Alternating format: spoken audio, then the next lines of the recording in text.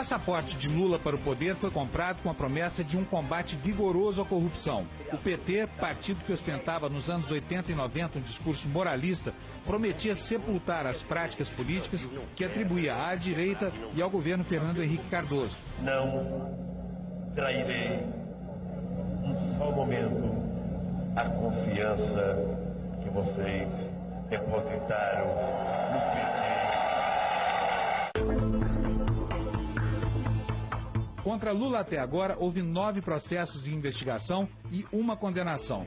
Ele foi condenado pelo juiz Sérgio Moro e pelos desembargadores do Tribunal Regional Federal de Porto Alegre a 12 anos e 1 mês de prisão por ter recebido este apartamento no Guarujá como suborno da empreiteira OAS, que o líder petista sempre negou. A autoria e a culpabilidade de Luiz Inácio Lula da Silva, o vínculo de causalidade entre a sua conduta e os crimes praticados, é inequívoco. A próxima dor de cabeça do Lula começa a partir daquele portão ali.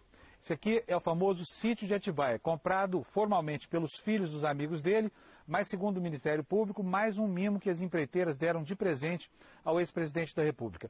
Nós viemos até aqui para saber como é que está esse sítio, se ele continua sendo frequentado, se tem sido bem cuidado, se a manutenção está em dia. O sítio de Atibaia, ao contrário do apartamento do Guarujá, está muito bem cuidado. Um caseiro que mora ali mantém tudo limpo e arrumado. Ali estão alguns dos emblemas da era Lula: o pedalinho, o barco, a casa tinindo de nova. Lula vive há muitos anos aqui no centro de São Bernardo do Campo. O apartamento dele fica no último andar desse prédio aqui, é o apartamento de cobertura. Em 2011, Dona Marisa Letícia resolveu alugar também o apartamento que fica ao lado. Coincidência ou não, foi nesse ano que esse apartamento vizinho mudou de mãos, passou a pertencer a Glaucus da Costa Marques. Ele é primo de José Carlos Bunlai, que, segundo o Ministério Público e a Polícia Federal, é testa de ferro de Lula. O Ministério Público sustenta que o contrato de aluguel é mais uma farsa para ocultar patrimônio do líder do PT. Lula responde a vários outros processos. Ele teria atuado como lobista das empreiteiras brasileiras em Angola e em vários países da América Central e do Sul. É acusado de ter recebido propina para intermediar a compra de aviões de caça de uma empresa sueca.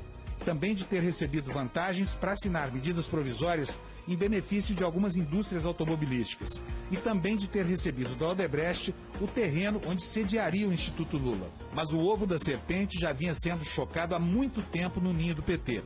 Em 1997, um dos quadros mais respeitados do partido, o economista Paulo de Tarso Venceslau, anunciou que as primeiras prefeituras com o comando do PT estavam contratando uma empresa de consultoria de petistas a preços superfaturados para fazer caixa para o partido. Até então, poucos acreditariam que aquela falange de sindicalistas recém-chegados à política fosse capaz de roubar dinheiro. Os atentados do 11 de setembro de 2001 catalisaram quase toda a atenção da opinião pública e quase não deixaram espaço na mídia para o primeiro crime de morte envolvendo próceres do PT.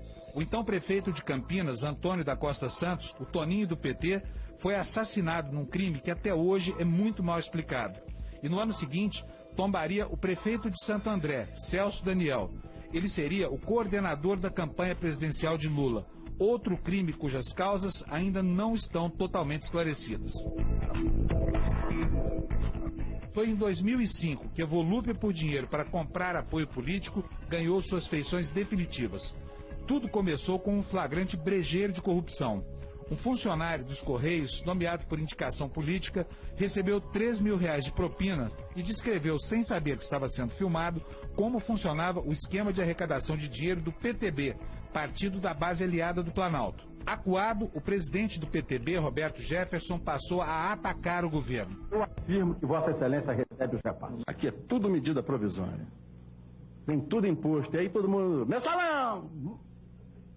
Mensalão!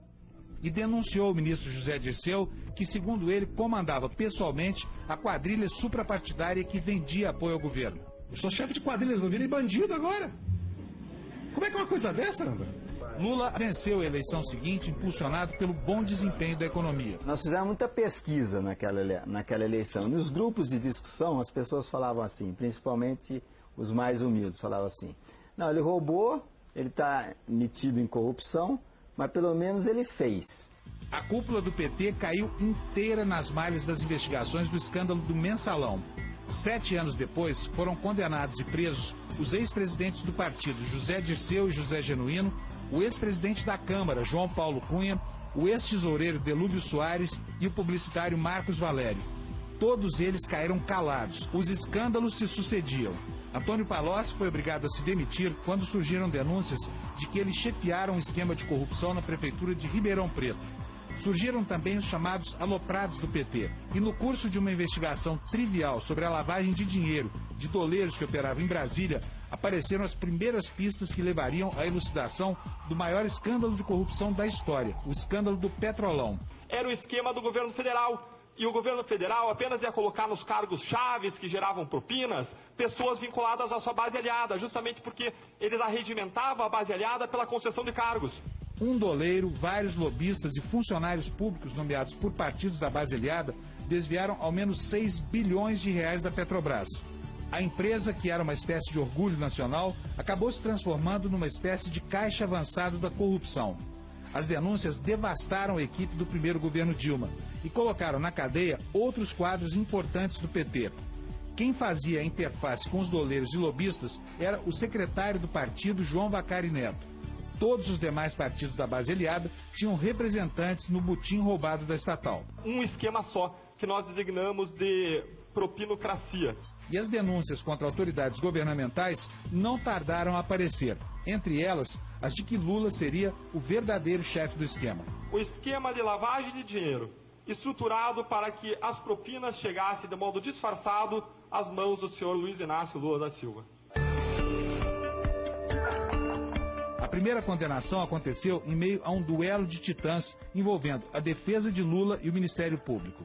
A disputa em torno da culpa ou da inocência do ex-presidente trouxe de volta a discussão sobre prender réus após a condenação em segunda instância ou aguardar até o último recurso possível, o que levaria ainda muitos anos. Uma posição é quase unânime entre essas várias correntes. A de que o Supremo errou quando tentou mudar o que diz expressamente a Constituição. O Supremo tem que voltar ao que era no passado. Tem que voltar ao que mandou a Constituição que ele fosse. Apenas guardião da Constituição. E ser guardião da Constituição já é uma função extremamente relevante.